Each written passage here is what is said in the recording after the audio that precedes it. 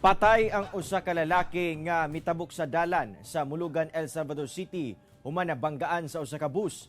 Samtang rider ug angkas angol human na highball ang ilang motor diyang nabanggaan sa kalit nga mitabok nga iro sa Kibawi, Bukidnon.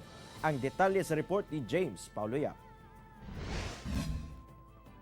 Patay na diyang nadala sa ospital ang biktima nga si Alvin Maagad, human kini nabanggaan og bus, samtang patabok sa kalsada sa Zone 7 Mulugan, El Salvador City, banda alas 7 sa gabi adlong Domingo. Sumala sa driver sa bus nga si Joseph Adasa, gikan pa sila sa Pagadian City ug paingon unta sa Cagayan de Oro City.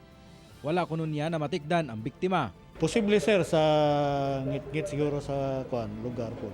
Dili mo gina will light gid ang tong street tungod po sa Tapos siguro sa kataas po sa iyang biyahe pang Pagadian pa man to.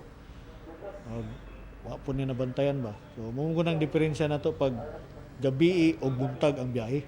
Kaya dagang tagbalanto yun pag gabi. Residente lamang usab sa lugar ang biktima nga gituuhang nakainom ni atong tungura. Aduna na matud pay paragsabot ang kumpanya sa bus ug kabanay sa biktima.